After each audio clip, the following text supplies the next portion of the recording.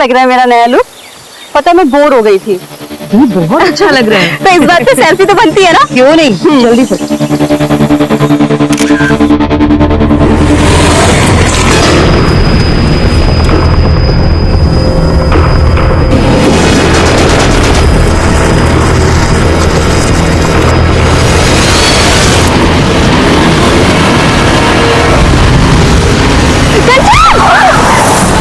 साले अंधे, तुझे दिखाई नहीं देता क्या?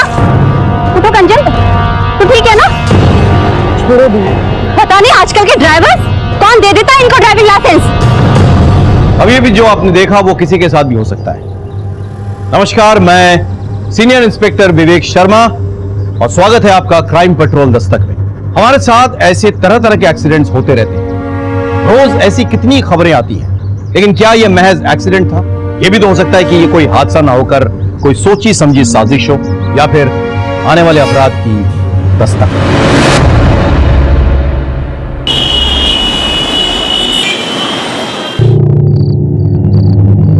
कब आओगे? अरे कानपुर तो जा रहा हूं मैं, 3 दिन में वापस आ जाऊंगा। वो शर्ट मत रख, टाइट हो गई है। जीजू को देखो, रोज सुबह उठकर जॉगिंग करने के लिए जाते हैं।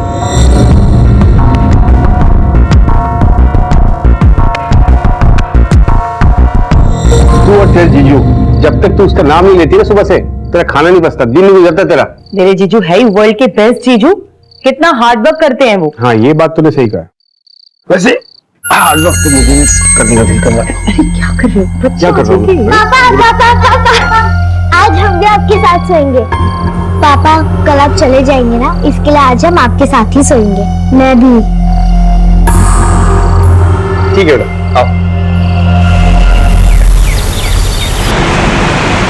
ध्यान रखना अपना।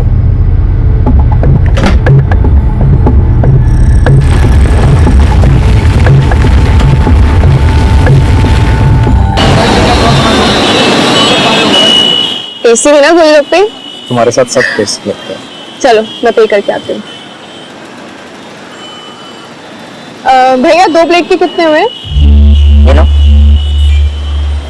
Thank you. मम्मी उधर देखो, मौसा जी की कार।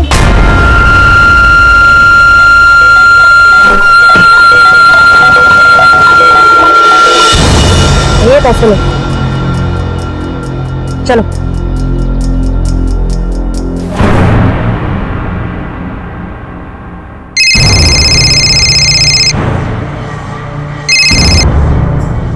हाँ सुनीता, बोल। कंचन, हम लोग सनशाइन कैफे में बैठे हैं, जल्दी आ जा। चल ठीक है, मैं आती हूँ। आ रही है।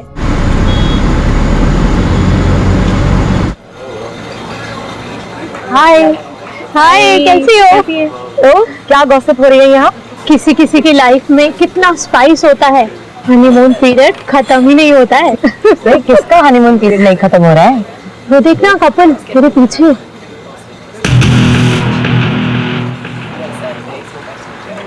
जीजू? वो तेरी दी जीजू है क्या?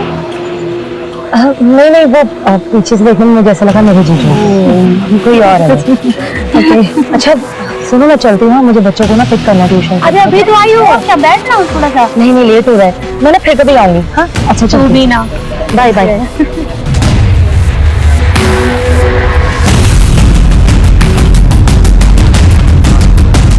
Excuse me.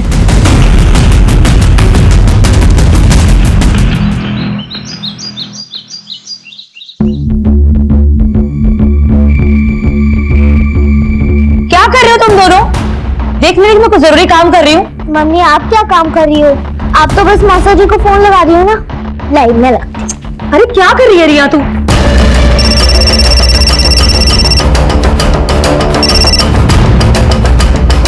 हेलो साली साहिबा। मौसा जी, मैं आपकी साली साहिबा नहीं हूँ, मैं आपकी रियू हूँ, रियू। ओ, तो हमारी रीवू को कैसे याद आई हमारी? मुझे नहीं आई, मम्मी को आई। वो तो बार बार आपको फोन कर रही हैं और काट रही हैं। कुछ इम्पोर्टेंट काम होगा, फोन दो जरा। सुना है कोई हमारी याद में बहुत तड़प रहा है। जीजू वो जुबान भी कांप रही है। बहुत मिस कर रही हो क्या? कवल कहाँ है? वो तो बिजनेस ट्रिप के लिए बाहर गए हुए हैं। अच्छा, तभी। आ जाओ, साथ में तुम्हारी बोरिंग दीदी को भी ले आता हूँ। वो बच्चे संभाल लेगी और हम मस्ती करेंगे। वो जीजू, एक्चुअली मुझे आपसे कुछ बहुत जरूरी बात करनी थी। क्या हुआ कंचन को? हाँ, मैं बात करती हूँ। क्या हुआ तुझे? नहीं दीदी, कुछ नहीं, मैं बाद में बात करती हूँ। हाँ, हेलो कंचन, काट दिया। थोड़ी परेशान लग रही थी। चलो ना, चल के देखते हैं। नहीं, मुझे अर्जेंट काम है, मुझे जाना है। तू चलिए। वो मेरी बात सुनती ही कहाँ है? सारी बातें तो वो आपसे शेयर करती हैं, और वैसे भी वर्ल्ड के बेस्ट जीजू जो हो आप। अरे यार, अर्जेंट काम है मुझे, तू चली जा। अच्छा सुन, वो डिनर मत बनाना, लेट हो जाऊंगा आने में।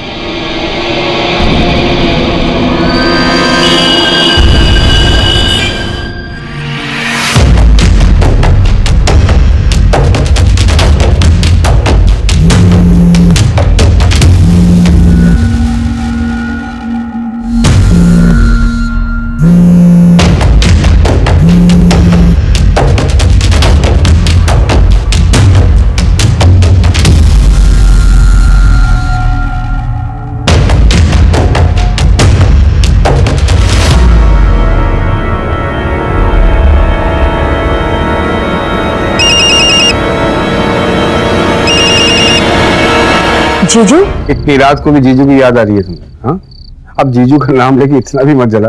नहीं, वो एक्चुअली जीजू का कॉल आने वाला था तो मैंने सोचा कि। तो ठीक है ना? हाँ, क्यों? नहीं, थोड़ी परेशान लग रही है तुम। नहीं, बस आपको मिस कर रही हूँ। मेरी हॉट बीबी, मेरे बच्चों का ख्याल रखना। कानपुर से जल्दी आकर हॉट बीबी और बच्चों को ढेर सारा प्यार दूंगा मैं। अभी रखता हूँ। Love you too, bye. Bye.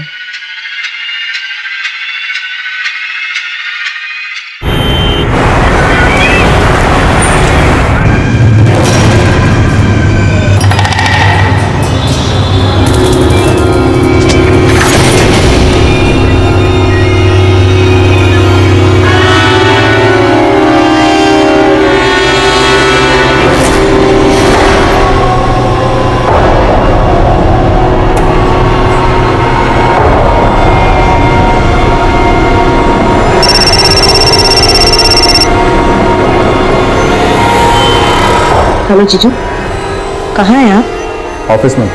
अच्छा, आप घर आ जाइए, मुझे आपसे कुछ जरूरी बात करनी है। बच्चे कहाँ हैं? बच्चे ट्यूशन गए हैं। बाय।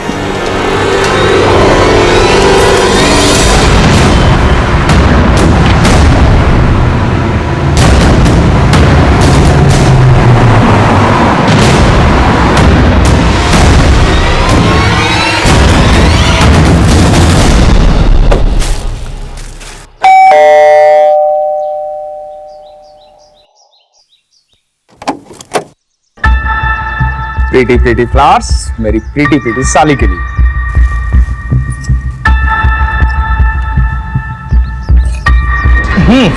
बोल। मैं चाय बना के लाती। अरे तुम्हारे हाथ की अदरक की चाय? सुनना, मैं हेल्प करता हूं। भाई, मेरी साली और उसके हाथ की चाय, दुनिया में इन दोनों का कोई मुकाबला नहीं है। चाय पत्ती, हाँ, चाय पत्ती, चीनी, पता है तुम्हें? वो तो तुम्हारी दीदी पहले मिल गई। तुम्हारी दीदी पहले नहीं मिलती ना, तो शादी तो मैं तुमसे करता। हाँ, मिल्क। हाँ, ये रहा मिल्क। ये लो। तो ठीक तो है ना?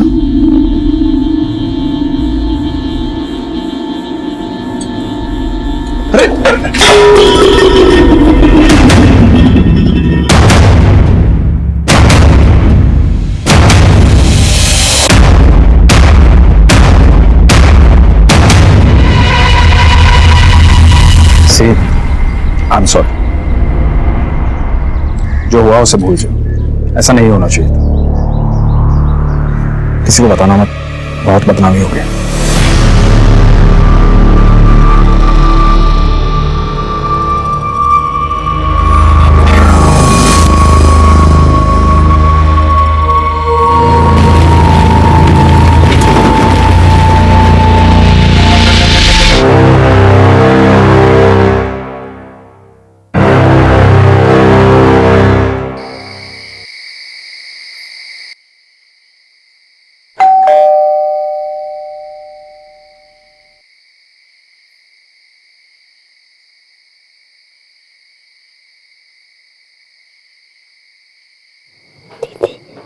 दीदी लगता है डैडी आता है।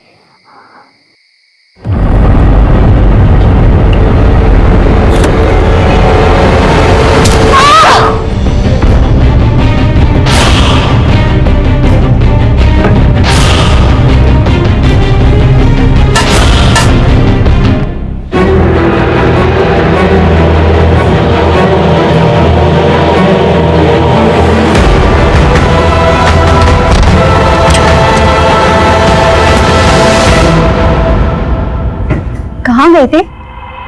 अरे वो बिजनेस का कुछ काम आ गया था इसलिए। तुम भी ना, अब कल घर चले जाओगे, थोड़ा समय तो मेरे साथ बिताया करो। मैं तो हमेशा तुम्हारे साथ रहना चाहता हूँ। सच।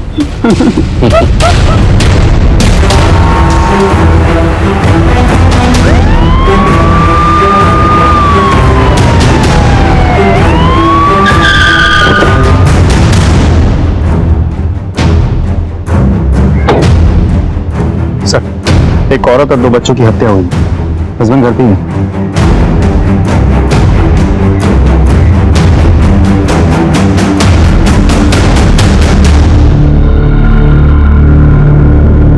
ये कब और कैसे हुआ? पता नहीं सर, मैं बाहर काम कर गया था, कर आया तो कब।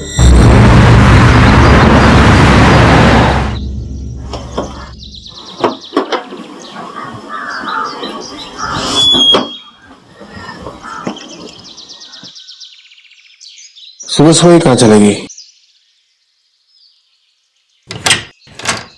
कंचन कहाँ हो?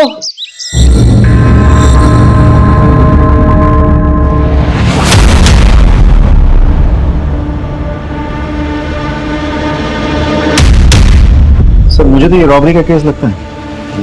अलमारी का लॉक तोड़ा गया है, तिजोरी बिल्कुल खाली है। और ये देखिए सर, ब्लड के ट्रेसेस भी तो हैं। तुम्हें तो कह रहे थे कि कोई फोर्स एंट्री नहीं हुई है। जी सर, मैंने चेक किया था, कोई फोर्स एंट्री तो नहीं हुई थी। लेकिन सर, ऐसा भी तो हो सकता है कि कंचन ने बिना देखे दरवाजा खोला हो और किलर ने अंदर आते ही तुरंत उस पर अटैक किया हो। क्योंकि जिस तरीके से कंचन की बॉडी नीचे दरवाजे के बिल्कुल पास पड़ी है और ब्लड के ट्रेसेस भी दिख रहे हैं वहाँ, इससे ये बात तो साफ हो जाती है कि किलर ने उसे दरवाजे के आसपास से कहीं मारा। काम करो, फॉरेंसिक से कहो कि अलमारी से ब्लड सैंपल्स और फिंगरप्रिंट्स कलेक्ट करें। सर, अच्छा, ऊपर वाले अलमारी में कोई कैश ज्वेलरी वगैरह कुछ था क्या? तो 3 लाख रुपए कैश और 3 लाख के गहने भी थे। कुछ भी नहीं। ज्वेलरीज की फोटोग्राफ्स हैं आपके पास? इनसे ज्वेलरीज की फोटोग्राफ्स कलेक्ट कर लेना। हाँ, टाइम से नहीं। फॉरेंसिक के बाद तुरंत बॉडी पोस्टमार्टम के लिए भेजो। सर, मैं ये कह रहा था कि आप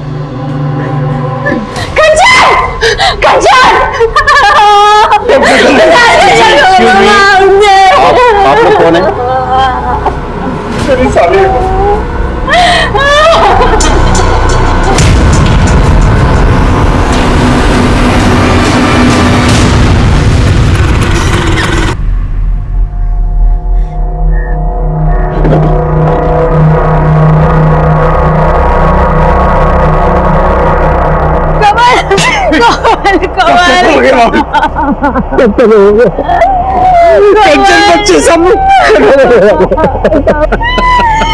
मैंने तुझसे कहा था कंचन की कुंडली में दोष है, उसे अकेला मत छोड़ना। तुझे एक बात नहीं मानी।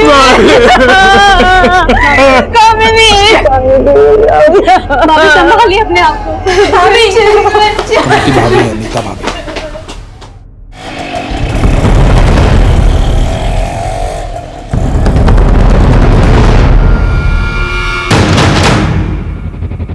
फुटेज निकालो। सर, कंचन को अपराध की दस्तक मिली थी पर उसने नहीं सुनी, जान गंवा बैठी और साथ ही साथ उसके 2 मासूम बच्चे भी मारे गए। इनिशियल इंक्वायरी में हमें फैमिली में कोई प्रॉब्लम नहीं दिखी। हमें लग रहा था कि यह कोई लूटपाट का केस है। ऐसे में कुछ नए एविडेंसेस हमारे हाथ आए। सर, फॉरेंसिक और पोस्टमार्टम रिपोर्ट आ गई है। तीनों के स्कल में फ्रैक्चर है सर। सर पे किसी भारी चीज से मारा गया। वैसे घर में मुझे कोई सस्पिशियस फिंगरप्रिंट नहीं मिले, लेकिन हाँ सर, ये घर के बाहर की जो फुटेज है, यहाँ मुझे कुछ सस्पिशियस लग रहा है। मैं आपको फुटेज दिखाता हूँ।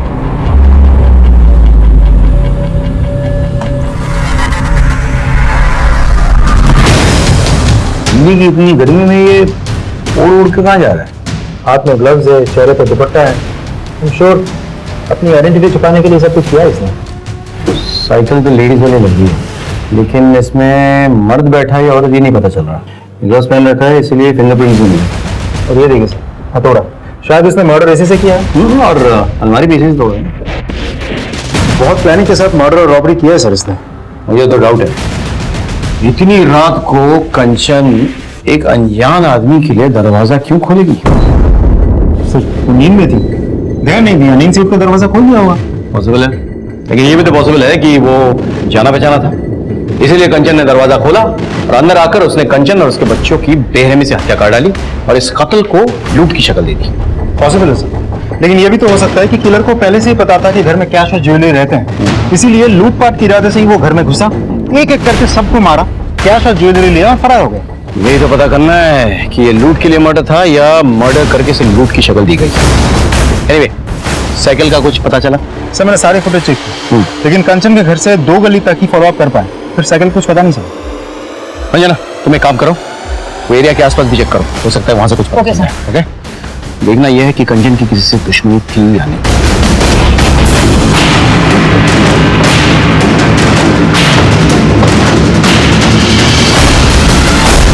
नहीं सर, कंचन की किसी से कोई दुश्मनी नहीं थी सर, उसकी तो कभी किसी से छोटी मोटी लड़ाई भी नहीं हुई सर। सर कुछ कहना? सर कुछ दिन पहले की बात है, मैं और कंचन मार्केट में थे और जब हम मार्केट से घर लौट रहे थे तो तभी एक कार बहुत तेजी से कंचन की तरफ आई।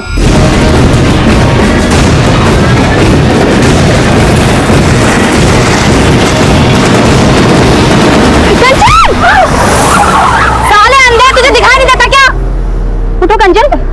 सर मैंने कंचन को अपनी तरफ खींच लिया, लेकिन मुझे ऐसा लगा जैसे वो कार उससे जानबूझकर टक्कर मारना चाहती थी। एग्जैक्टली किस एरिया में हुआ? बसंत कुंज के एरिया में। विनीत सर, वसंत कुंज एरिया के सारे सीसीटीवी चेक करो, मुझे फुटेज चाहिए। Thank you so much.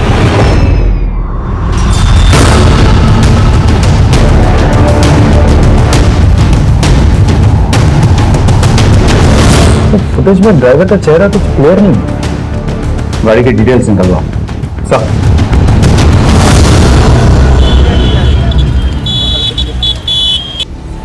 Sir हमारी टीम को वेटर तलाश में एक लवारिस लेडी सेकंड मिली है जो सीसीटीवी फुटेज से बिल्कुल मैच करती है। पता चला किसकी? नहीं सर, बहुत कोशिश की पर कुछ पता नहीं चला। सर सीसीटीवी में जो गाड़ी है उसके ओनर का पता चल गया, गाड़ी किसी गौतम के नाम पर रजिस्टर्ड है। बुलाओ। गौतम जी, DLY-XYZ 1234 आपकी गाड़ी का नंबर है? जी सर। 14 तारीख को आप अपनी गाड़ी में कहाँ जा रहे थे? मैं कहाँ जाऊंगा सर, मेरी तो कार ही चोरी हो गई है। चोरी हो गई मतलब? हाँ साहब, मुझे ये लगा कि आप मेरे कार के बारे में बताने के लिए यहाँ बुलाए। मैंने FIR दर्ज करवाई थी करोलबाग थाने में, ये देखिए उसकी रिपोर्ट।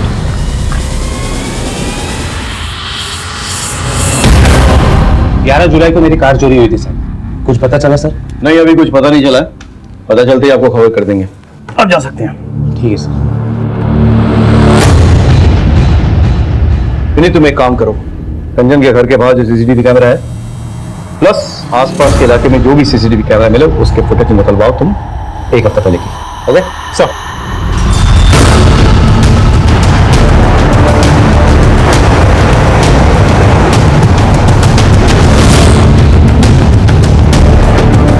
सर मैंने कंचन के घर के बाहर की 1 हफ्ते की फुटेज निकलवाई है, कुछ दिखाना चाहता हूँ।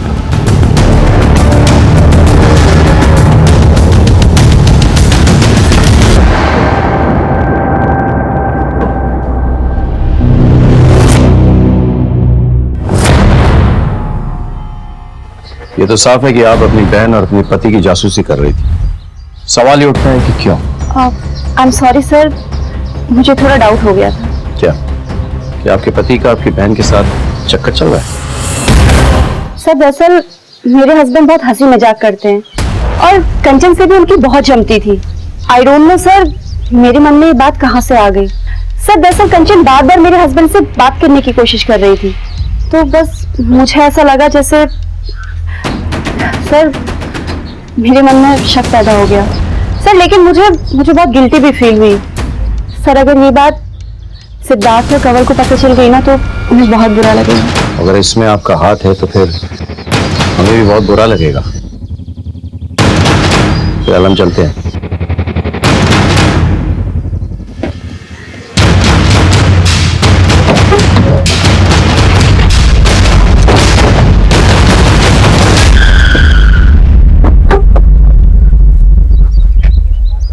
हमने कामिनी पर नजर रखी, उसके कॉल रिकॉर्ड्स निकलवाए, लेकिन वो क्लीन लग रही थी। और भी कई सारे लीड्स हमारे हाथ आए, लेकिन उससे कोई फायदा नहीं हुआ। सारे रास्ते कहीं ना कहीं जाकर बंद हो रहे थे।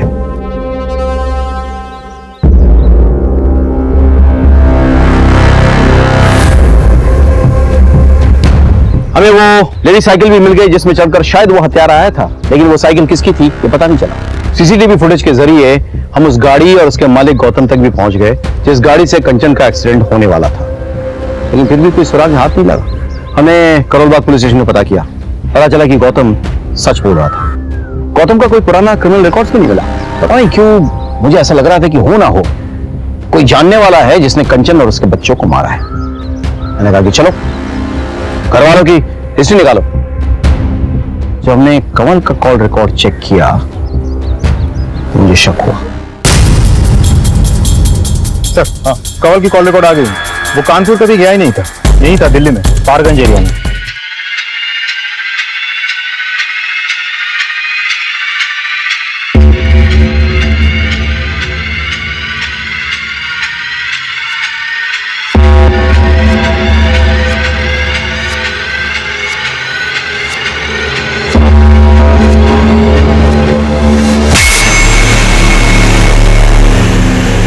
पारगंज वहां तो बहुत सारे होटल्स हैं।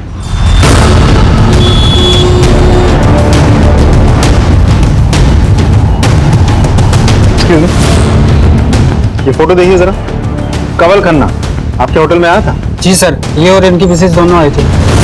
पैसे दिखा। खन्ना, मिस्टर और मिसेस खन्ना। सीसीटीवी है हमें? हाँ जी। फुटेज निकाल इस टाइम का।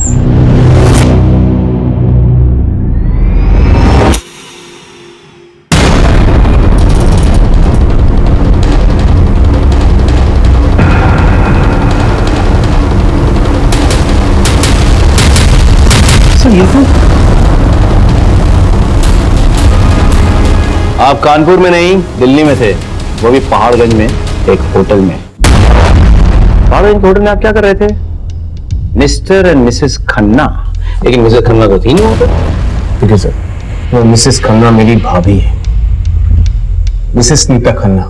अच्छा, तो अपने बीवी से झूठ बोलकर आप अपने भाभी के साथ बंद कमरे में एक होटल में क्या कर रहे थे? जबान संभाल कर बात करिए इंस्पेक्टर।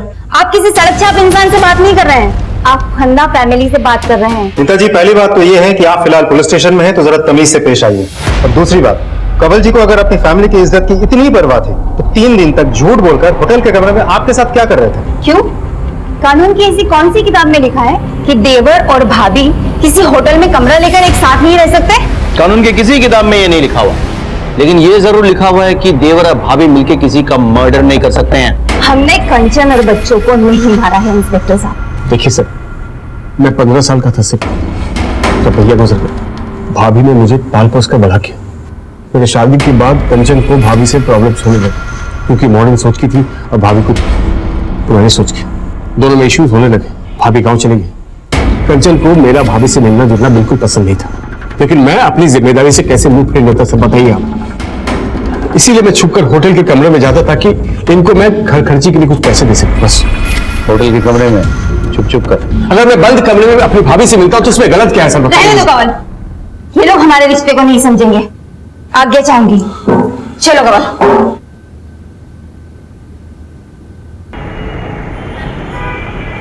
सोने की जरूरी मीटिंग है, आने में देर हो जाएगी, खाना खा लेना।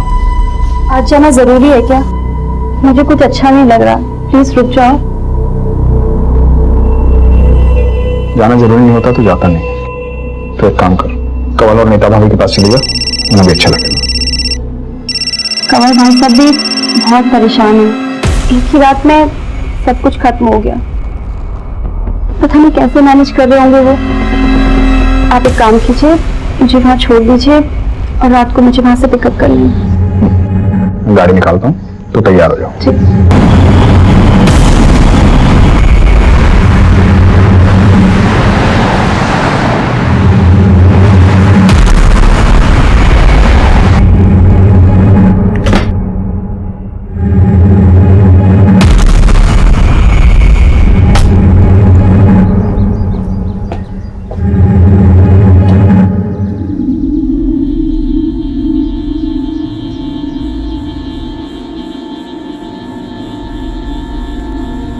नीता भाभी, कवल भाई साहब, भाभी। तू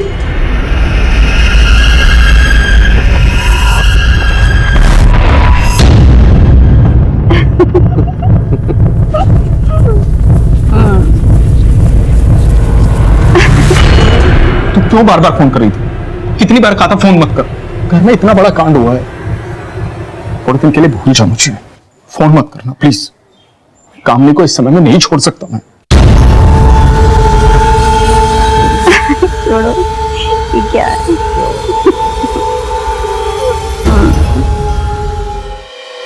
Siddharth, I need your help, Siddharth. मुझे तुम्हारी जरूरत है। दीदी प्लीज समझने की कोशिश करो प्लीज। तुम समझने की कोशिश करो सिद्धार्थ। I am pregnant.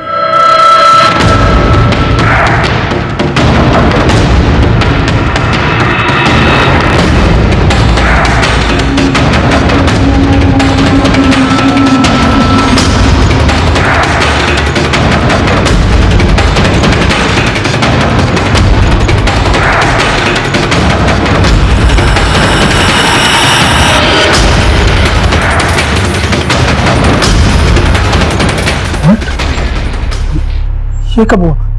अरे हमने प्रोटेक्शन यूज की थी। कभी कभी प्रोटेक्शन फेल हो जाती है। बेबी, मैंने तुम्हें बताया था हमारा कोई फ्यूचर नहीं है। और देखो मैंने बताया था मैं शादीशुदा हूँ। ये सब बताने की जरूरत नहीं है। अरे मैं नहीं बोल रही हूँ कि तुम मुझसे शादी करो या मेरे बच्चे को अडॉप्ट करो। मैं खुद इस बच्चे को नहीं अपनाना चाहती हूँ। मैं अपना करियर स्पॉइल नहीं करना चाहती इस बच्चे के लिए। मैं सिर्फ इतना चाहती हूँ कि तुम मेरे साथ हॉस्पिटल चलो। अगर मैं अकेले जाऊंगी ना सिद्धार्थ, तो ये मेरे लिए बहुत बड़ी एम्बैरेसमेंट होगी। मैं बस तुमसे रिक्वेस्ट कर रही हूँ, बस एक बार ये अबॉर्शन हो जाए ना, उसके बाद देखते हैं हमारे रिलेशनशिप का क्या करना है।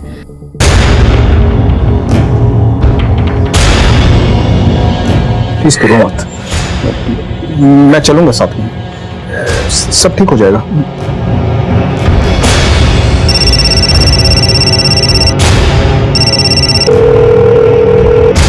ये सिद्धार्थ फोन क्यों नहीं उठा रहे? सिद्धार्थ, मेरी इस हालत में भी तुम्हें तुम्हारी वाइफ की पड़ी हुई है ना? सिद्धार्थ, तुम्हें मेरी कोई फिक्र नहीं है। ऐसा नहीं है देवी, प्लीज ऐसा नहीं है। फोन उठाओ प्लीज।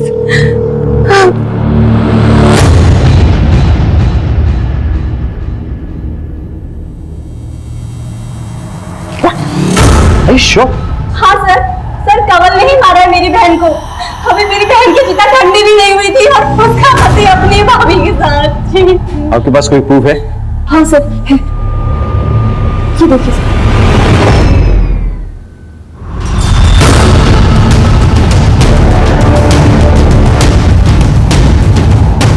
सर, मैंने कुछ नहीं किया सर। तेरे पवित्र रिश्ते की तो पोल खुल गई है। अपने बीवी बच्चों को क्यों मारा ये तू बताएगा या तेरी पूजनीय भाभी? मेरा यकीन कीजिए सर, हमने कुछ नहीं किया। कमीना है तो कमीना। क्या आती है मुझे तुझ पर? ऐसी घटिया हरकत करने के लिए तूने मेरी बहन और उसके बच्चे को मार दिया। छे सर, लेके जाइए इसे। लेके जाइए इसे। बच्चे को नहीं मारे, मैं अपने खुद के बच्चे को मारूंगा। छोड़ो मुझे। तो गलत फंसी हुई है। मेरी साली को मारा तूने? हाँ? मेरी साली को मारा तूने? अपने बच्चों को मार तूने? शर्म नहीं आई तुझे? आज साले छोड़ूंगा नहीं, छोड़ूंगा नहीं तुमको।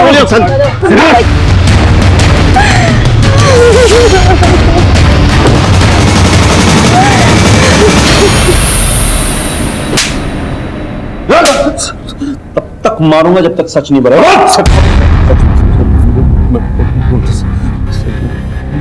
मैं सच कह रहा हूँ कि मैंने कुछ नहीं किया। अच्छा, मेरी भाभी के साथ मेरा गलत रिश्ता था, लेकिन वो भैया के गुजरने के बाद हमारी नजदीकें बढ़ गई। तुम भी अब कल घर चले जाओगे, थोड़ा टाइम तो मेरे साथ बिताया करो। मैं तो हमेशा तुम्हारे साथ रहना चाहता हूँ। सच? भरोसा रखो। कमल की शादी हो गई और हमें तो एक दूसरे की आदत सी पड़ गई थी। बस हमने तय किया जैसे चल रहा है वैसे चलने देंगे और हम छिप छिप के मिलने लगे थे। और तेरी बीवी को पता चल गया और तूने अपने बीवी और बच्चों को सच बोल। तो मेरी बीवी कंचन को कुछ नहीं मालूम था। कंचन को पता भी चलता तो भी मैं उसको नहीं मारता। I love her sir. ये छुप छुप कर मिलने से तंग आ गई होगी ना। और वैसे भी अभी तो तू सिर्फ 40 साल की है ना, अपने देवर के साथ तो लाइफ आराम से सेट कर सकती थी, लेकिन कंचन और उसके बच्चों के रहते तो ये सब कुछ पॉसिबल नहीं था, और इसीलिए तुम दोनों ने मिलकर के कंचन और उसके बच्चों को मार डाला। नहीं, ये गलत है। कमल अपनी पत्नी से बहुत प्यार करता था, दुनिया थी वो उसकी। कंचन एक बहुत अच्छी लड़की थी, मैं उसका घर नहीं तोड़ना चाहती थी। मुझे जो चाहिए था वो मुझे मिल रहा था, फिर मैं उसे क्यों मारूंगी? मर सकता, मर, तब तक मर जब तक सच नहीं बोलता, और उसके बाद ही मरता रहा।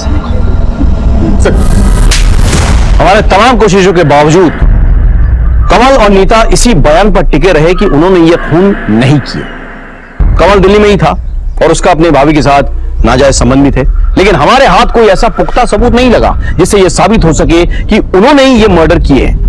इसी बीच हमें एक लीड मिली और आगे बहुत सारे खबरी का फोन आया था।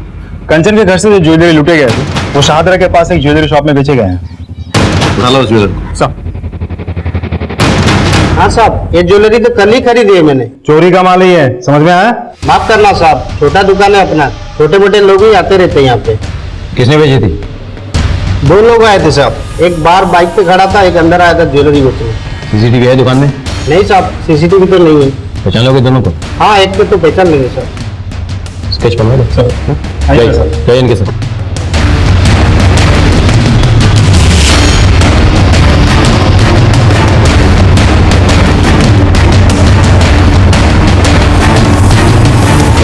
सर स्केच बन गया। तो हमारे सस्पेक्ट में से कोई भी नहीं। सर हो सकता है मामला सच में रॉबरी का हो और ये आदमी उसी गैंग का कोई हो। पर ये भी तो हो सकता है ना कि कमल ने इस आदमी को भेजा हो ज्वेलरी बेचने के लिए। तो एक काम करो, इस स्केच को तुम हर एक पुलिस स्टेशन में सर्कुलेट कराओ, पता करो ये कोई हिस्ट्री शीट है या नहीं, और अपने खबरियों को भी भेज दो। मुझे ये आदमी किसी भी हालत में चाहिए। सेकेंडली, कमल और नीता तो अपने साथी को जानते होंगे, तो उनको बुला। It's fine sir. Thank you.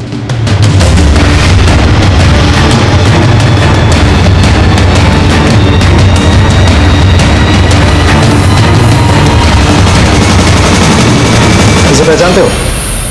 नहीं सर। आप? नहीं सर। इसे पहचानते हो? नहीं सर। कामिनी जी कहाँ है? शायद वो जानती हो। वो कैसे जानेगी सर? उसके सारे फ्रेंड्स को मैं जानता हूँ, मैंने कभी नहीं देखा इसे। और वैसे भी कंचन और बच्चों की आत्मा की शांति के लिए वो हरिद्वार गई।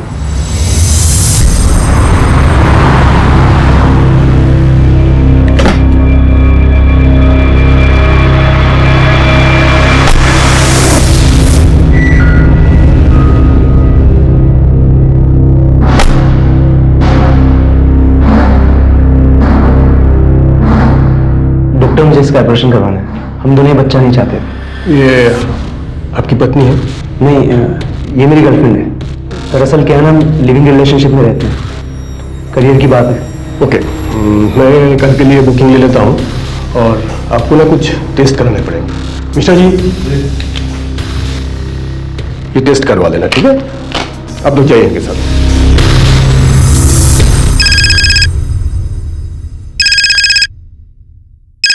हेलो। हाँ सर, आपने जो स्केच दिया था वो लड़का आया है क्लिनिक में एक लौंडिया लेकर, अच्छा बच्चा गिराने की बात कर रहे हैं। हाँ सर, कल सुबह आएगा फिर। गुड गुड, ठीक है, थैंक यू सो मच।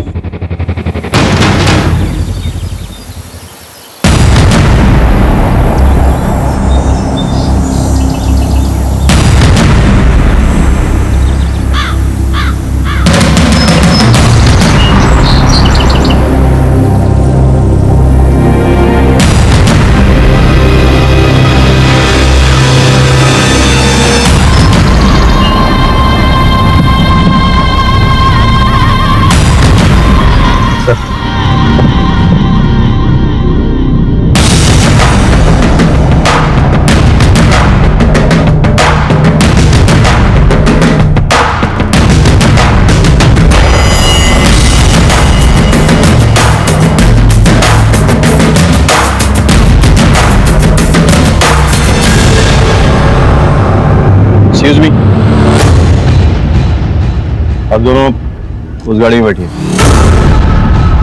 चलिए सर बात क्या है? चलिए, बाद में बताया जाएगा आपको। चलिए कामिनी जी, बताइए आपने ये क्यों किया, कैसे किया और किसके साथ मिलकर किया? सर आप ये क्या कह रहे हैं? मुझे कुछ समझ में नहीं आ रहा है। और आप हमें यहाँ लेके क्यों आए हैं? सर ये सिद्धार्थ के दोस्त की गर्लफ्रेंड है और इसे अबॉर्शन कराना था। दरअसल सिद्धार्थ का दोस्त अपने गांव गया हुआ है तो सिद्धार्थ ने मुझे बोला इसकी हेल्प करने के लिए।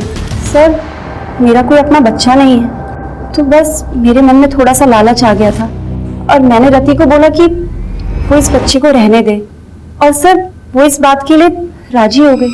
नहीं डॉक्टर, हमें बच्चा चाहते हैं। ये तो अच्छी बात है, गुड डिसीजन। तो आप इनके बॉयफ्रेंड को जानती हैं? क्यों, अभी भी तो आपने कहा कि वो आपके पति का बहुत अच्छा दोस्त है। हाँ सर, वैसे तो नहीं जानती हूँ, बस उसका नाम जानती हूँ, रवि। इसे पहचानती हैं? हाँ सर, यही है रवि। सर रवि गौतम और मेरे पति बहुत अच्छे दोस्त हैं। 11 जुलाई को मेरी कार चोरी हुई थी सर। लगता है ये गौतम वही है जिसके कार से एक्सीडेंट हुआ था। गौतम तो कामिनी जी, क्या आप जानती हैं जिस शख्स की गर्लफ्रेंड को आप हेल्प करने की कोशिश कर रही हैं उसका शायद डायरेक्ट ताल्लुक आपकी बहन के मर्डर से है। क्या? या जो गहने आपके बहन के घर से गायब हुए थे ना, उनको रवि ने बेचा है। तो कहाँ है तुम्हारा बॉयफ्रेंड? सर रवि मेरा बॉयफ्रेंड नहीं है। तो फिर कौन है वो हॉस्पिटल क्यों गया था? बच्चा किसका है ये? बोलना। बच्चा किसका है? सिद्धार्थ। क्या बकवास कर रही हो तुम? बकवास नहीं, मैं सच बोल रही हूँ। सिद्धार्थ ने मुझे बोला था कि वो मेरे साथ हॉस्पिटल नहीं जा पाएंगे, वो अपने किसी दोस्त को भेजेंगे और उन्होंने मुझे रवि से इंट्रोड्यूस कराया। मैं रवि के साथ क्लिनिक गई। देखा आपने कामिनी जी, इस आदमी ने आपके साथ विश्वासघात किया। अब उसी के नाजायज औलाद को अपना नाम देने की कोशिश कर रही थी। अब उसे कोई नहीं बचा सकता।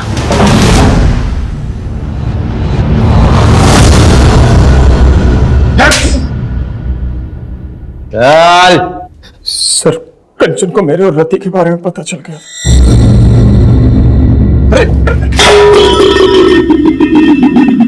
हाथ मत लगाइए मुझे। मैं आपको क्या समझती थी और आप क्या निकले? क्या हुआ? क्या बोल रही है तू? आप मेरी दी को चीट कर रहे हो और बोल रहे हो क्या हुआ? मैंने खुद अपनी आंखों से आपको उस लड़के के साथ देखा है। यहाँ पर मैं सारा दिन आपके नाम की माला जपते नहीं थकती कि मेरे जीजू वर्ल्ड के बेस्ट जीजू हैं और आप एक घटिया इंसान निकले। शर्म आती है मुझे आपको जीजू कहते हुए भी। सॉरी कंचन, माफ कर दो मुझे। तुम्हें पता है ना मैं तुम्हारी दीदी से कितना प्यार करता हूँ। तो वो लड़की तो ऐसे ही है, कभी नहीं मिलूंगा उससे, प्रॉमिस। प्लीज दीदी को मत बताना तुम्हारी। और मैं आपको लास्ट वार्निंग दे रही हूँ, अगर मैंने दोबारा आपको उस लड़की के साथ देखा ना तो मैं पुलिस में कंप्लेन कर दूंगी। मैंने उसे समझाया था किसी को कुछ मत बताना, और वो अपनी बहन को बहुत प्यार करती थी। मुझे लगा कभी ना कभी उसे कुछ कह देगी। मैंने सोचा मैं उसे मार देता। फिर मैंने गौतम की हेल्प ली और गौतम ने अपनी गाड़ी चोरी होने की झूठी रिपोर्ट लिखी।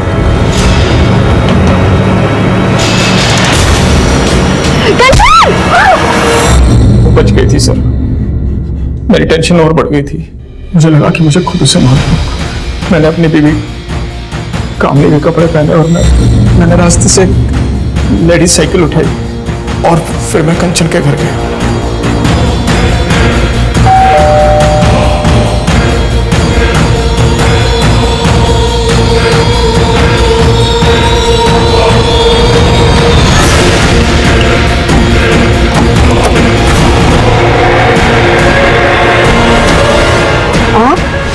उसके बाद मैं ऊपर गया और मैंने ज्वेलरी लूट ली ताकि लूट का मामला लगे।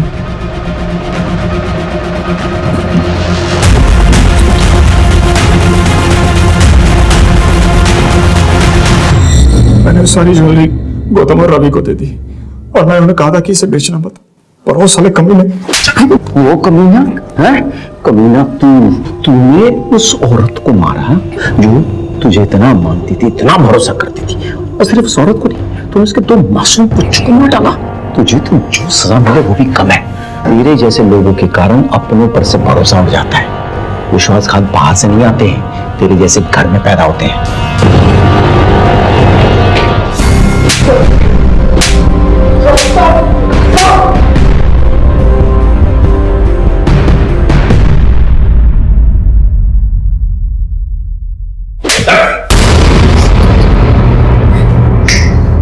चलो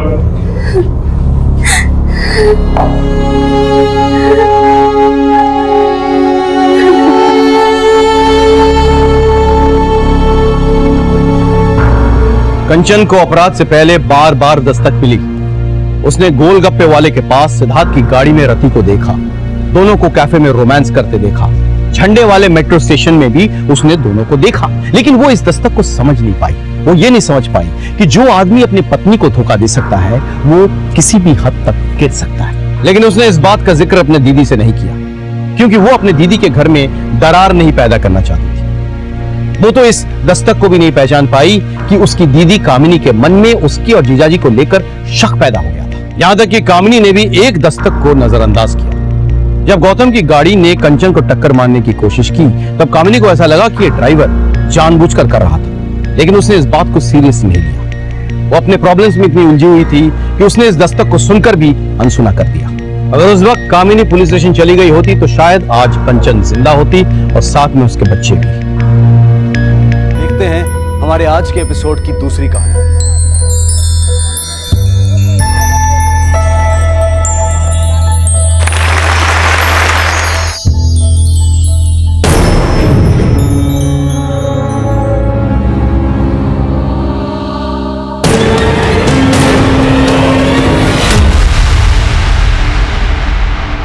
नमस्कार, आदाब। क्राइम पेट्रोल दस्तक में आपका स्वागत है। 4 अगस्त 2017 मास किलिंग का एक ऐसा हैरत अंगेज केस मेरे पास आया जिसे देखकर सब चौंक गए। एक घटना के 3 दिन पहले अपराध दस्तक में दस्तक दे रहा था, लेकिन इस केस से जुड़ा हर एक शख्स एक ऐसे चक्रव्यूह में फंसता चला गया जिससे निकलना बहुत मुश्किल था। 2 पहलवानों के बीच कांटे की टक्कर देखिए। अरे पूरी तालियों से और सीटियों से अखाड़ा का मैदान गूंज उठा है। अब देखना यह है हमें कि बलबीर पहलवान को सूरज पहलवान कैसे मात करके इस दंगल का विजेता बनता है।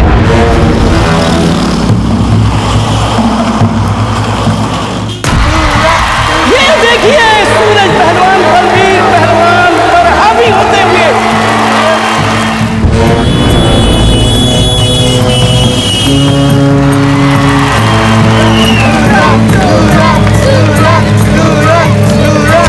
ये देखिए सूरज पहलवान ने एक और मात दिया। तालियां।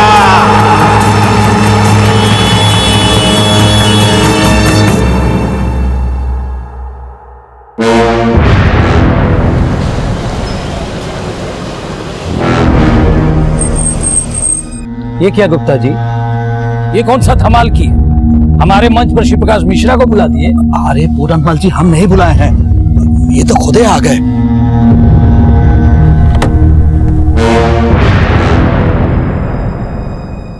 अब आ गए तो इनका वेलकम तो करना ही पड़ेगा। हम अभी आते हैं।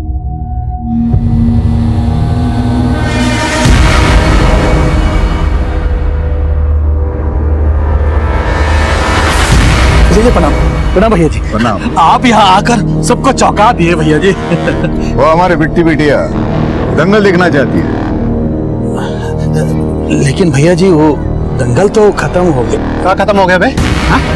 दिखता नहीं है, भाई जी आए हैं। जा फिर से शुरू करवा। कौन दिक्कत हैगा? नहीं नहीं भैया जी, अब आप है तो भला का दिक्कत। जा बोल दे पूरनमल को कि निकल जाए यहाँ से।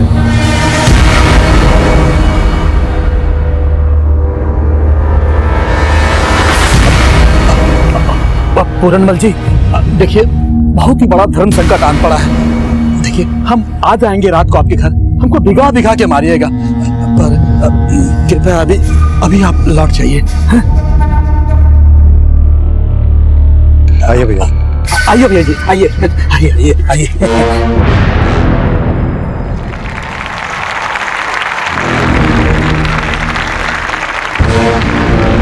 अब हम सबके बीच हमारे भूतपूर्व पहलवान और मौजूदा वक्त के नेता श्री श्री श्री प्रकाश मिश्रा जी अपने पुत्री श्री बिट्टी मिश्रा जी के साथ पधारे हैं।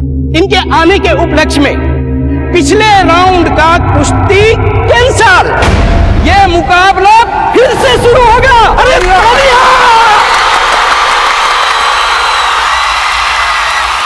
मुकाबला फिर से शुरू। और ये देखिए बलबीर पहलवान का शानदार पलटवार।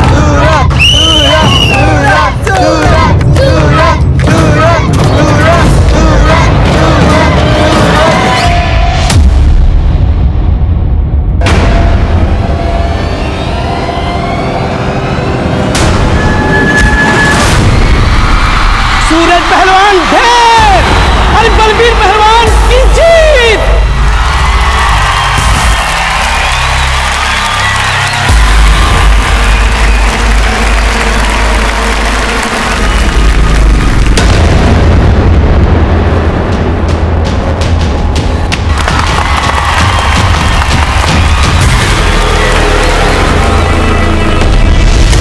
ठीक है, कुछ और मालूम चले तो हमको बताना। ज्योति बेटा, तुम्हारे पापा जैसे भी हो, लेकिन लड़का अच्छा ढूंढे हैं तुम्हारे लिए, और त्रिपाठी जी का खानदान भी अच्छा है। हम सोचे कि बात आगे बढ़ाएं। अम्मा, कुछ आगे बढ़ने वाला नहीं है। आपके पूज्य पति श्री प्रकाश मिश्रा जी अपने गंदे खून को बिटिया बिटिया करने लगे। बिट्टी को दंगल दिखाने लेकर गए थे।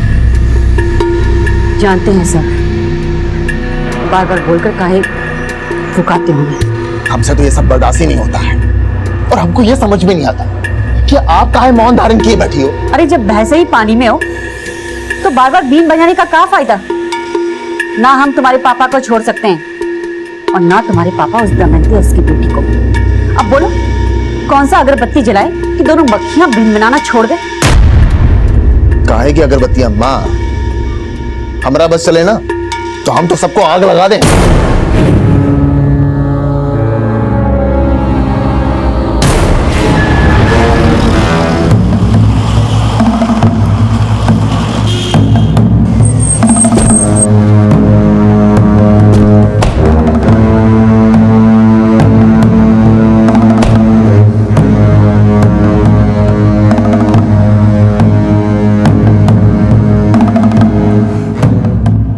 ज्योति, अंदर आना, जरा बात करनी है। पिताजी, आगामी चुनाव के लिए हमारे विरोधी एक भाषण तैयार किए हैं, सुनते जाइए। प्रत्याशी मुन्ना भैया यानी कि हम एक ऐसे बाप की औलाद है जो अपने घर का पकवान छोड़ के दूसरे घर की मुर्गी खाता है, और वो बिट्टी उसी मुर्गी की चूजी है जिसे रखैल से बीवी का दर्जा। जबान काट देंगे तेरी हम। हाँ, आप तो हमारी जबानी काट सकते हैं। अरे काहे उस बिट्टी और उसकी मां के लिए हमारी छवि बिगाड़ने में लगे हुए हैं आप। कोई किसी की छवि नहीं बिगड़ेगी। तुम्हारी ही उंगली पकड़ के इस क्षेत्र के प्रत्याशी बने हो तुम। तुम्हारी जीत सिर्फ हमारे हाथों में है। सिर्फ चुनाव में जीतने के लिए तुम्हारे अंदर ये आग नहीं लगी है। तेरे अंदर कोयला सुलगाने वाला कोई और है। हमारी मान ज्योति के साथ साथ बिट्टी को भी बहन मान ले। मानना पड़ेगा। हमारे साथ ये राजनीति ना खेलो तुम, वरना ना ही नेता रहोगे, ना ही अभिनेता बन के भाषण कर पाओगे। ज्योति,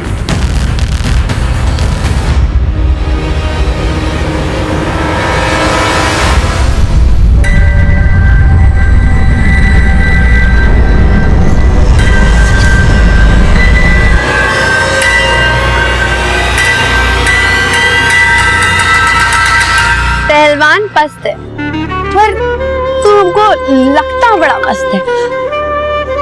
पहलवान जब रूठ जाता है ना, और भी गदर मचाता है। पर वो इतना ठंडा क्यों है?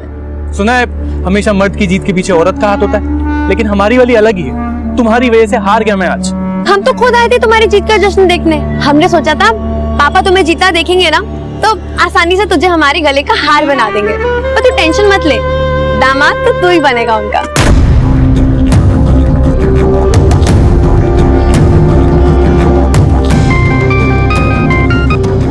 हाँ बोल,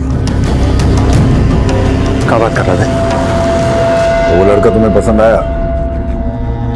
हाँ, वो माँ ने बोला। अपनी माँ की नहीं, अपनी बात करो। भैया जी,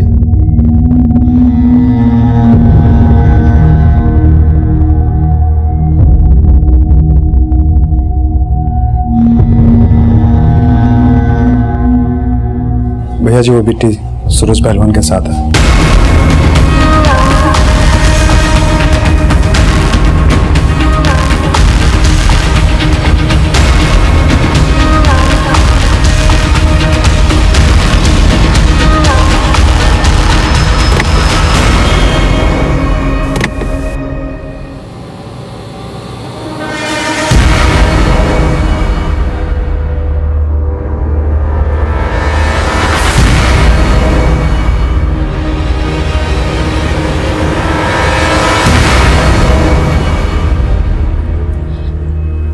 क्या हुआ?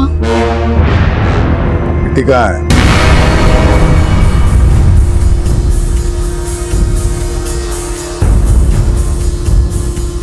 अरे हाँ हाँ त्रिपाठी जी, आप तैयारी तो शुरू कर दीजिए। त्रिपाठी जी के बेटे योगेश के साथ बिट्टी की शादी तय हो चुकी है। 3 दिन बाद शादी है, न सगाई होगी न तिलक होगा। इन 3 दिनों में तुमको जो भी तैयारियां करनी है कर लो। जी पापा,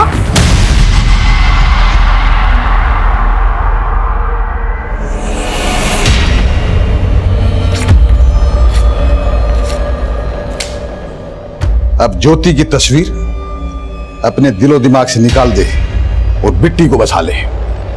3 दिन बाद में शादी है, तैयारी शुरू कर दो। 3 दिन में? अरे 3 दिन में ये सब कैसे होगा?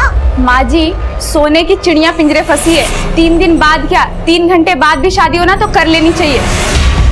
क्यों बाबूजी, कपड़े सारे रेडीमेड खरीद लेंगे और घोड़ी बाजे वाले को दुगना दाम भी दिया ना तो भी फायदा है अपना।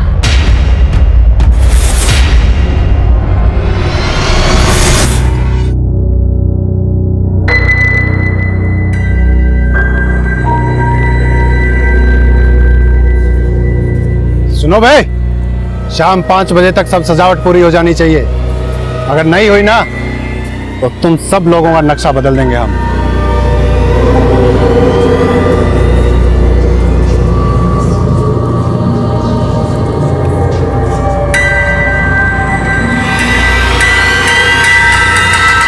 अम्मा वो हमारे जख्म पे नमक मिर्ची छिड़क रहे हैं। ज्योति का दिल तोड़ के हमारे घर से वो बिट्टी का ब्याह हो रहा है।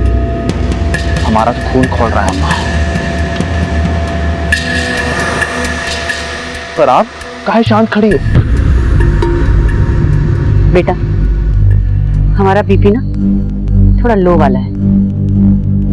थोड़ा सा टेंशन होता है तो मन बैठ जाता है, लेकिन ऐसे बैठने से काम नहीं चलेगा ना। बिट्टी का शादी है, बेटी तो बेटी होता है ना, चाहे वो सौत का ही क्यों ना हो। हर्ष तो निभाना ही पड़ेगा।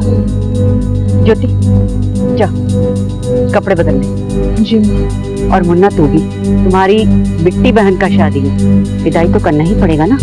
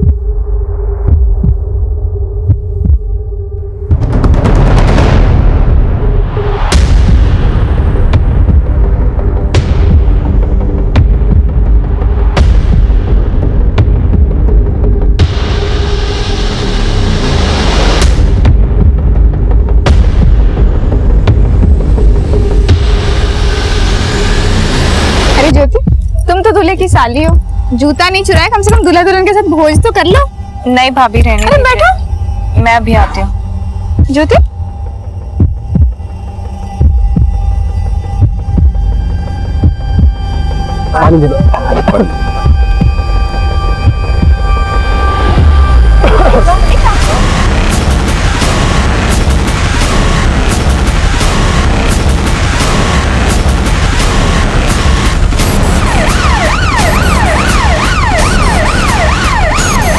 डॉक्टर साहब बहुत सारे पेशेंट्स हैं, 4 एम्बुलेंस पीछे और आ रही है। जल्दी से इमरजेंसी स्टाफ को बुला।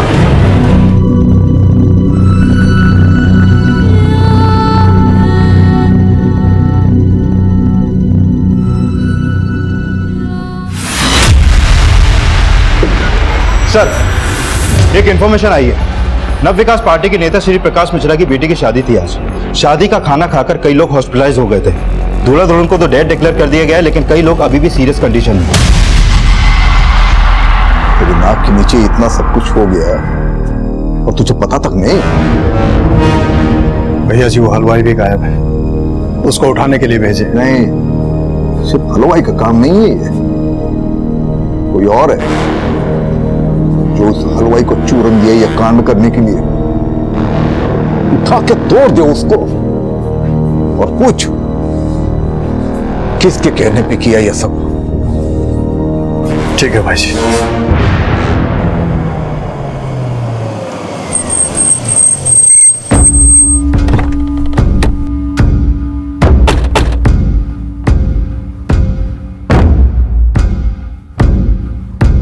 सर, पहले मुझे लगा कि शायद ये फूड पॉइजनिंग का केस है, लेकिन 80 से ज्यादा लोग यहाँ पर हॉस्पिटल में एक एक करके भर्ती हो गए जो शादी का खाना खा के बेहोश हुए हैं। पॉसिबिलिटी खाने में जहर मिला।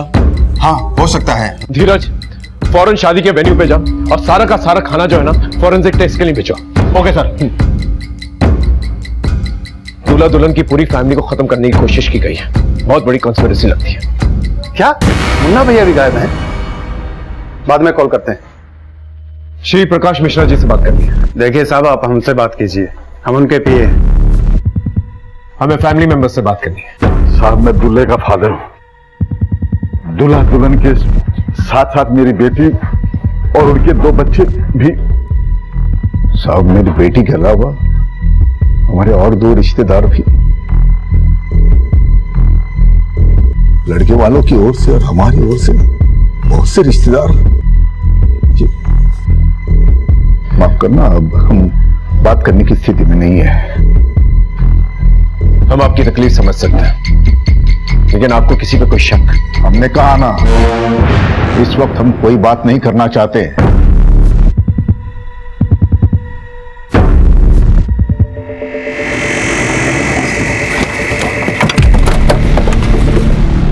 यादव, बात देखो। सर,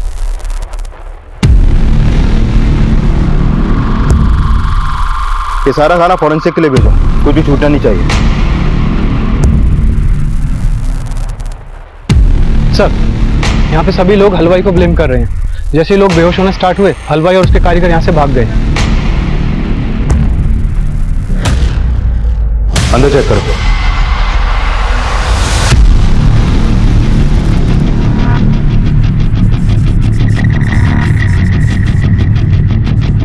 ये रसोई के खाने का भी सैंपल लो। सर, उधर एक आदमी बेहोश पड़ा है। ये देखिए सर। पीछे।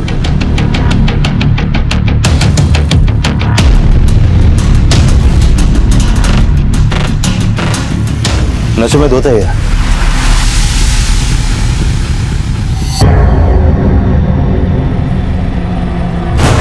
ये है कौन? मुन्ना,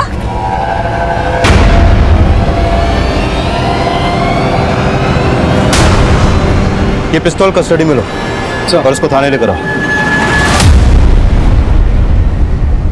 सर, ये सारे मेहमान उस हलवाई को ही ब्लेम कर रहे हैं और इस हादसे के बाद से ही उस हलवाई के सारे कारीगर भी गायब हैं। पता करो सब कहां हैं, उन्हें उठा के लेके आओ। और एक बात सर, श्री प्रकाश का बेटा मुन्ना यहाँ पर नशे की हालत में मिला है। इतना सब हो गया है, लेकिन वो बिल्कुल भी होश में नहीं है और उसके पास एक पिस्तौल भी मिली है सर।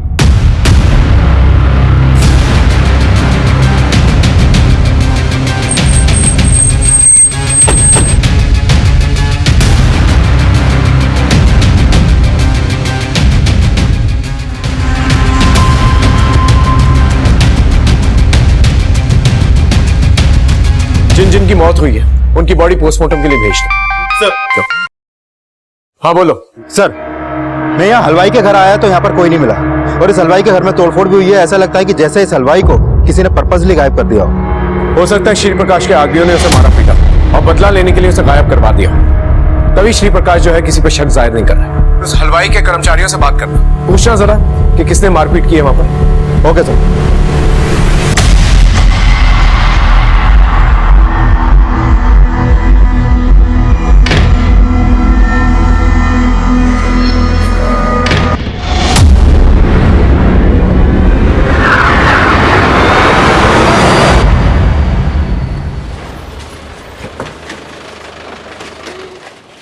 सर, उस हलवाई गिरधारी के एक कारीगर का पता चला था, हमने उसे उठा लिया है।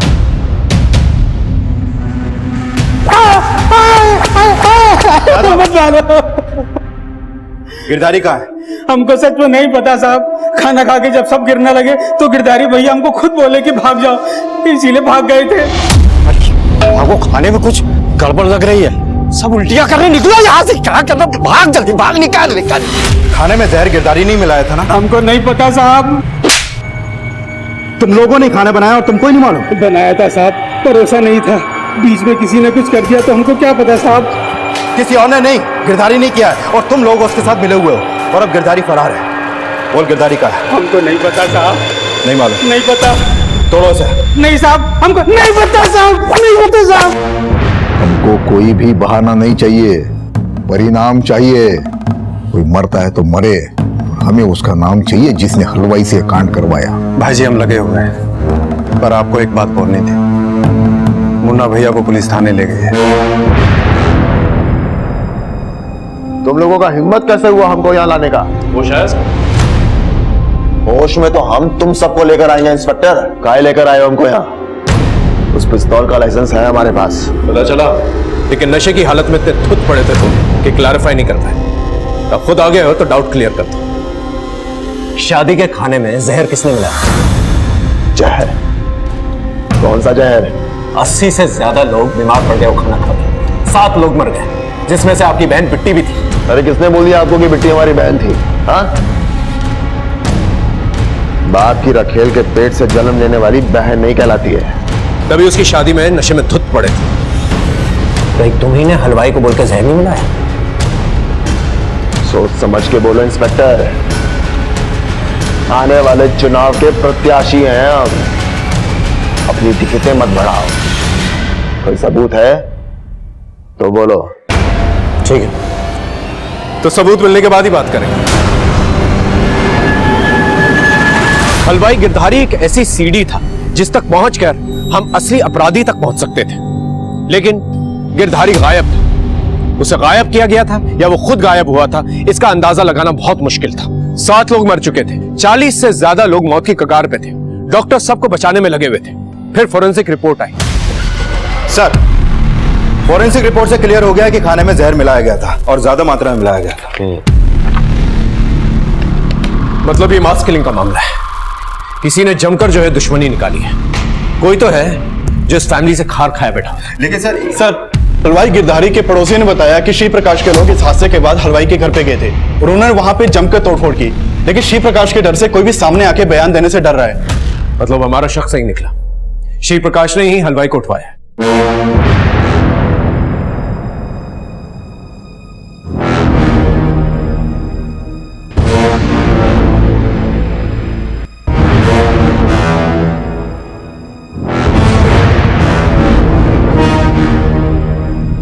पता करो श्री प्रकाश गिरधारी को कहां पर छिपा के रख सकता है, और श्री प्रकाश के दुश्मनों को भी पता करो जो ये कांड कर सकता है। Okay sir. सर, इसमें शादी में आने वाले हर मेहमान की डिटेल्स लिखी हुई हैं। इसके अलावा बैंड वाला, डेकोरेटर्स, हेल्पर्स और शादी के वीडियोग्राफर, फोटोग्राफर को थाने बुला लिया गया है। शादी में मौजूद सभी वर्कर्स और मेहमानों से हम पूछताछ कर रहे थे। वहीं शादी में खींचे गए फोटोग्राफ्स और रिकॉर्डेड वीडियोस को हम बारीकी से स्टडी कर रहे थे, पर हलवाई गिरधारी को श्री प्रकाश मिश्रा द्वारा गायब करवाने का हमारा संदेह बरकरार है। आप तो पॉलिटिक्स में रहे, आपके कई दुश्मन होंगे, आपको किस पे शक नहीं हुआ? अच्छा हुआ ये बात आपने हमको बता दिया, वरना हमारी बुद्धि में तो कभी आया ही नहीं होगा। कि ये काम हमारा दुश्मन किया हो। हम आपकी बुद्धि पे शक नहीं कर रहे, बल्कि ये सोच के शक कर रहे हैं कि आप किसी पे उंगली नहीं उठा रहे। अगर हमको पता चलेगा तो हम उंगली नहीं उठाएंगे, उसके पूरे खानदान को खत्म कर देंगे। उस हलवाई गिरधारी ने आपको कुछ बताया नहीं अब तक? हमें पता है, हम उसके घर गए थे। देखिए, उस हलवाई को हमारे हवाले कर दीजिए। हमारे हाथ नहीं लगा, वो भाग गया या गुस्से में उसे ऊपर पहुंचा दिया। अपने हाथ में रहना इंस्पेक्टर। अगर छानबीन करने का इतना ही शौक है तो पता करके बताओ गिरधारी कहां छुपा हुआ है।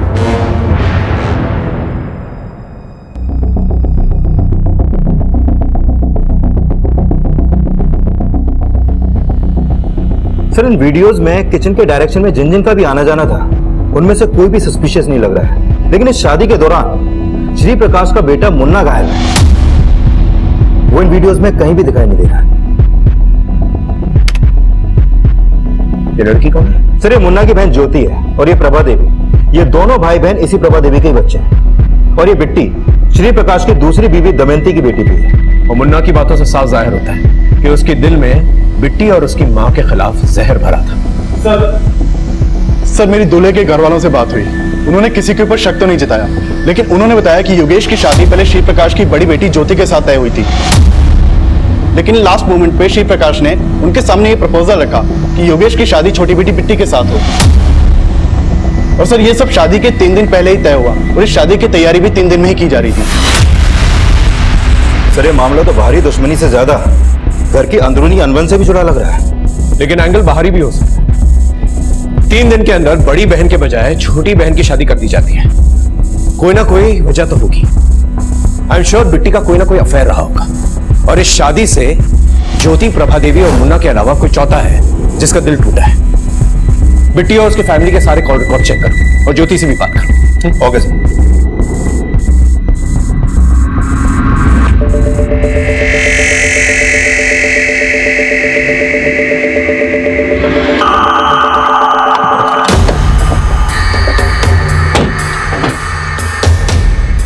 हमें प्रभा देवी और उसकी बेटी ज्योति से मिलना है। आइए सर।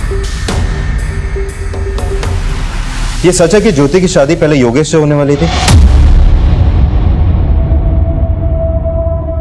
सर, शादी कहाँ होने वाला था? हम तो केवल ज्योति का फोटो भेजे थे त्रिपाठी जी को। तो त्रिपाठी जी ने भी लड़के का फोटो भेजा था, लेकिन ज्योति को लड़का पसंद नहीं आया, तो इसके पिताजी ने बिट्टी का बात चला दिया। तो आप योगेश से शादी नहीं करना चाहती थी? हमें ज्योति से अकेले में कुछ बात करनी है। कहाँ पूछना है आपको? हमसे पूछिए।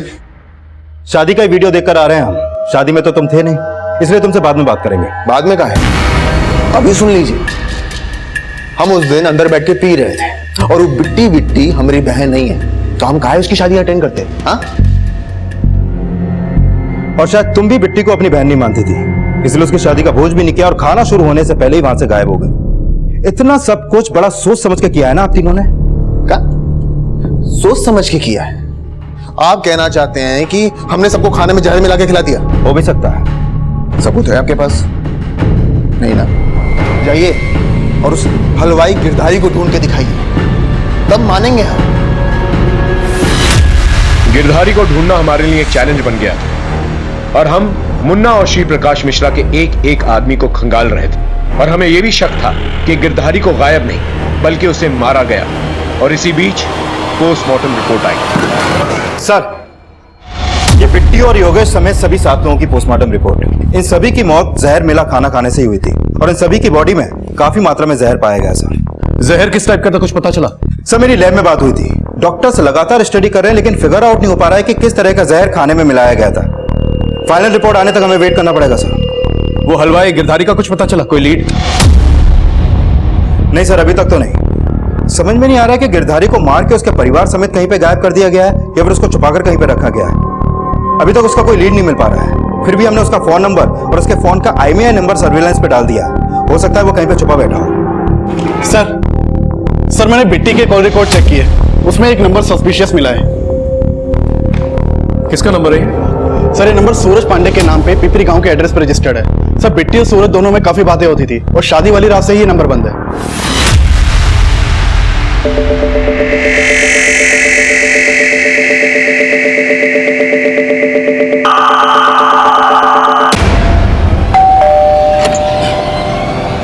सूरज यहीं रहता है? जी साहब।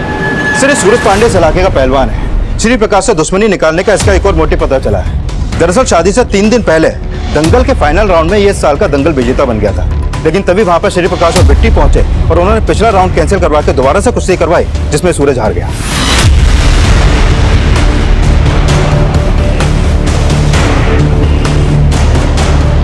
सूरज, तुमको थाने चलना होगा। लेकिन सर इसकी हालत तो देखिए आप। तुमने बताया कि पहले दंगल में चीफ गेस्ट पूरन बना, फिर ऑर्गेनाइजर्स ने लास्ट मोमेंट पे उसे हटाकर श्री प्रकाश को चीफ गेस्ट बना दिया। हाँ सर, श्री प्रकाश का इस पूरनमल से भी 36 का आंकड़ा है। पहले ये दोनों एक ही पार्टी में थे, लेकिन बाद में श्री प्रकाश ने पूरनमल को पार्टी से निकलवा दिया था और तब से ये पूरनमल श्री प्रकाश से खार खाए बैठा है। सर, सूरज को ले आए हैं। चलो। हम और बिट्टी एक दूसरे से प्यार करते थे, ये भी सच है, हम एक दूसरे से शादी करना चाहते थे, लेकिन बिट्टी का बाप उसकी शादी कहीं और करवा रहा था। और यही बात तुझे रास नहीं आई कि प्यार उसने तुझसे किया और शादी अपने बाप की मर्जी से करनी थी। सर आप कहना क्या चाहते हैं? वजह एक और भी हो सकती है कि इस साल दंगल जीतकर भी तो हार गया श्री प्रकाश की वजह से, और उस रात श्री प्रकाश के घर के पास तेरा फोन एक्टिवेट हुआ था। क्या कांड करने गया था वहां पर? सर आपको मेरी हालत देख के ऐसा लगता है कि मैं वहां कांड करने गया था? सर मैं वहां बिट्टी को आखिरी बार देखने के लिए गया था।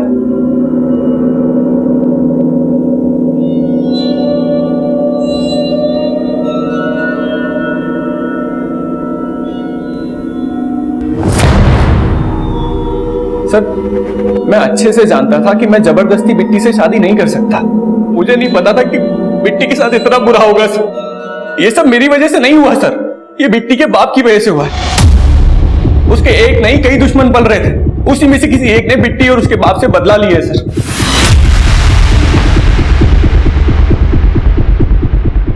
इसका कोई सबूत नहीं कि श्री प्रकाश के आदमियों ने इसे मारा हो।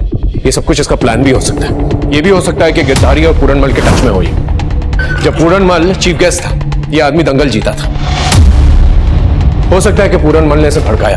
इस पूरनमल को इन्वेस्टिगेट करो। Okay sir.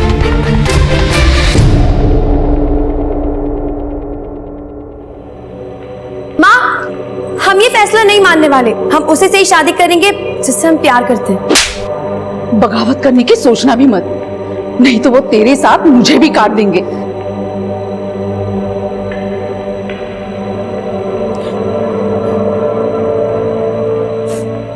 बहुत गलत किए हम। अगर हम उससे शादी करने की जबरदस्ती नहीं किए होते तो आज वो ना तो शादी होती और ना ही वो।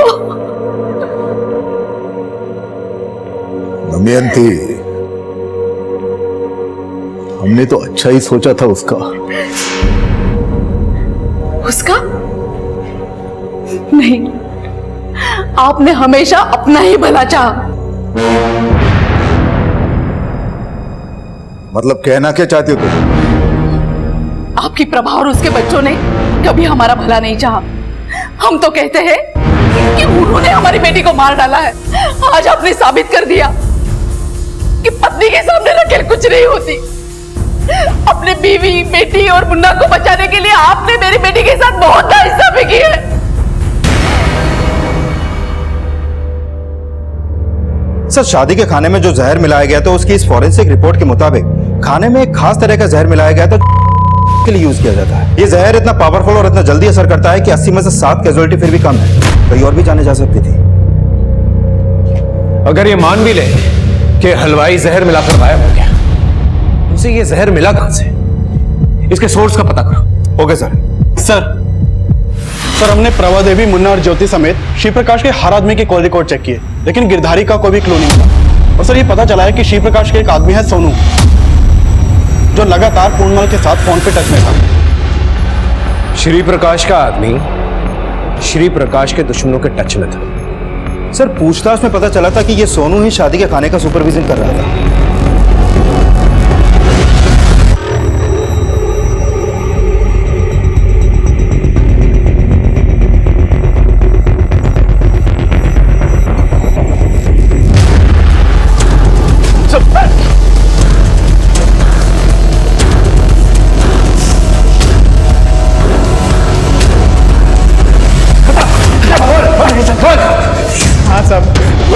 पैसे लेके भैया जी से गद्दारी कर रहा था, लेकिन साहब मेरा इस खून में कोई हाथ नहीं साहब।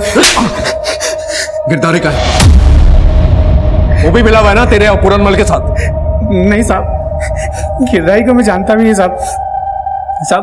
भैया जी का सेक्रेट इन्फॉर्मेशन लेके पूरनमल को दे देता था बस। आप अच्छी तरह से तोड़ो ऐसे, नहीं बोलेगा ये।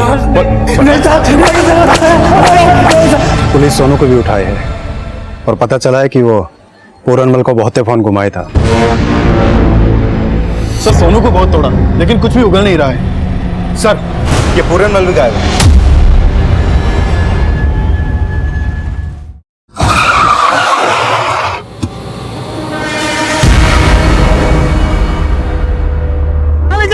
हमको कहां ले जा रहे हैं? भैया जी देखिए, मैंने कुछ नहीं किया। जरूर आपको कुछ कंफ्यूजन हुआ है भैया जी। ठीक है सर, पूरनमल को श्री प्रकाश के आदमियों ने उठाया अभी।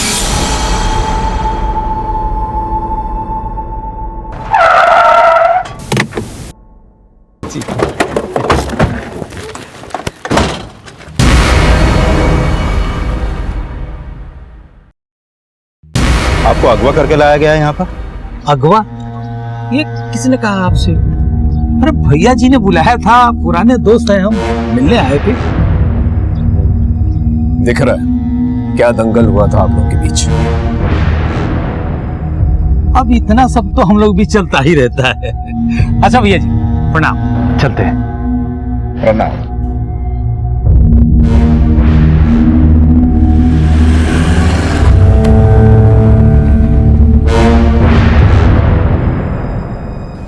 पूरनमल को हमने उठवाया, थोड़ी पूछताछ की, टटोला उसको। हमें मालूम पड़ा कि यह काम उसका नहीं है। हमारे खिलाफ कोई कंप्लेंट नहीं करेगा, डरता है हमसे। पर उस सोनू को मत छोड़िएगा। आपको क्या लगता है हम आपके हिसाब से काम करेंगे? आपने आपके हिसाब से क्या कर लिया अब तक? बोलो किसने किया कांड? हमारे हिसाब से तो सारा कांड जो है आपके बेटे मुन्ना ने किया। देखिए मुन्ना हमारा बेटा है, हमारा खून है, और हमारे खून में इतना छिछोरापन नहीं तो पीठ पीछे वार करे। तो मुन्ना को कुछ करना होता तो गोलियां चला दो, धमाका कर देता वो। लेकिन ये पीठ पीछे जहर मिलवाना ये उसकी फितरत नहीं है। और मुन्ना के दिल में जो जहर भरा है उसके बारे में तो पता ही होगा आपको। अगर आपका हो गया है तो आप जा सकते हो।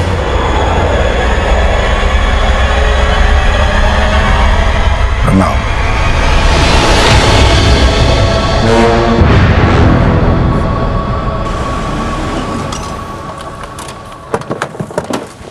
सर अब तक हम ये मान रहे थे कि यह कांड श्री प्रकाश के किसी दुश्मन ने किया होगा, लेकिन यह भी सच है कि किसी में भी इतनी हिम्मत नहीं है तो श्री प्रकाश से दुश्मनी मोल ले। क्योंकि श्री प्रकाश से पिटकर भी पूरनमल ने उसके खिलाफ कोई भी एफआईआर नहीं लिखवाई। और सोनू ने भी बताया था कि सूरज की भी पिटाई श्री प्रकाश के आदमियों ने ही करवाई थी। इसके बावजूद सूरज और उसका भाई श्री प्रकाश के खिलाफ कोई भी एफआईआर लिखवाने को तैयार नहीं है। और इसके अलावा मुन्ना, ज्योति और प्रभा के खिलाफ भी अभी तक कुछ नहीं मिला। सूरज और बिट्टी जिस तरह से एक दूसरे से प्यार करते थे, उसी तरह से योगेश का कोई जिल्टेड लवर हो सकता है जिसने ये कांड किया। लेकिन सर योगेश के कॉल रिकॉर्ड में तो ऐसा कुछ भी नहीं मिला है। अब तक हम श्री प्रकाश के दुश्मनों पे शक कर रहे हैं। हो सकता है त्रिपाठी का कोई दुश्मन हो जो ये सब कर रहा है। त्रिपाठी फैमिली के जितने भी दुश्मन हैं उनकी एक लिस्ट बनाओ, उनसे बातचीत करो। किसी के साथ चक्कर? ये आप कैसी बातें कर रहे हैं साहब? हो सकता है कि वो ये शादी अपनी मर्जी से न कर रहा हो, या ये भी हो सकता है कि उसकी जिंदगी में कोई ऐसी लड़की हो जो इस शादी से खुश ना हो। ऐसा कुछ नहीं था। आप बेकार में ही हमारे मरे हुए बेटे को बदनाम कर रहे हैं। किसी पर शक है आपको? जी फिलहाल तो हमें कोई नजर नहीं आ रहा। अपने दिमाग पर जोर डालिए और हमें बताइए अगर आपको किसी पर भी शक हो।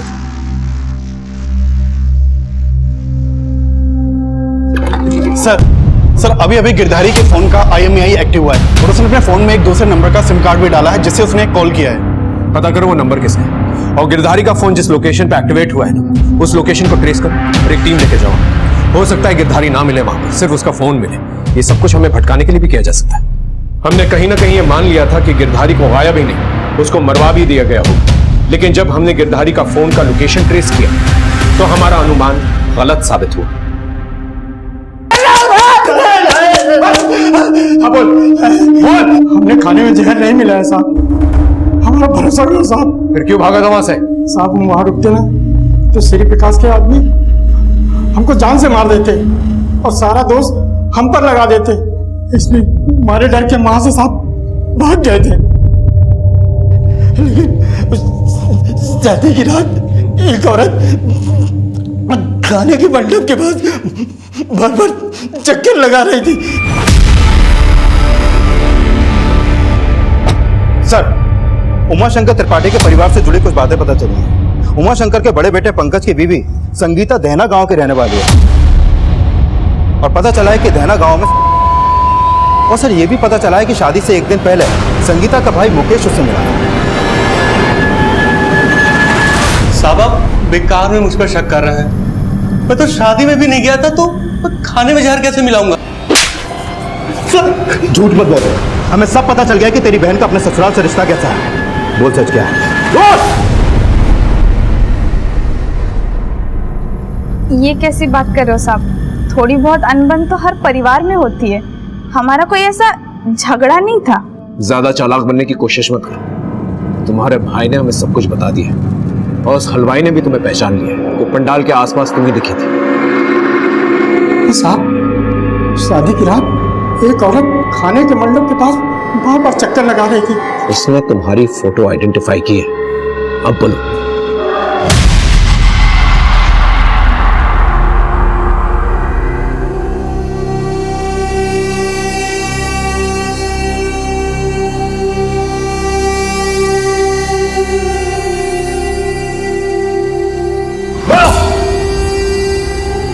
हाँ सब, मैंने मिलाया था खाने में जहर।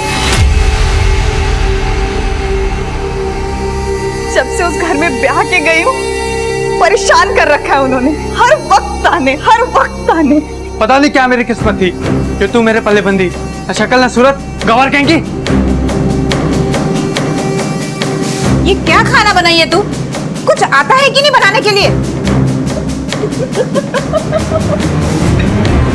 सब मैं तंग आ गई थी, लेकिन सब चुपचाप सह रही थी। और फिर जैसे ही श्री प्रकाश की बेटी का रिश्ता योगेश से तय हुआ, पापा जी ने कहा वो सोने की चिड़िया है। हर बार मेरी माँ बाप की गरीबी का मजाक उड़ाया इन्होंने। फिर मैंने भी ठान लिया कि इस बार इनकी खुशी में इनके साथ ऐसे खुश हो जाऊंगी ना कि इन्हें शक तक नहीं होगा मुझ पे। मैं तो चाहती थी मेरे सास ससुर पति सब मर जाएं, लेकिन मेरे सास ससुर खाने की मेज तक पहुंचे ही नहीं। और पंकज, अपना बदला लेने के लिए तुम इस हद तक गिर गई कि इतने सारे लोगों की जान खतरे में डाल दी।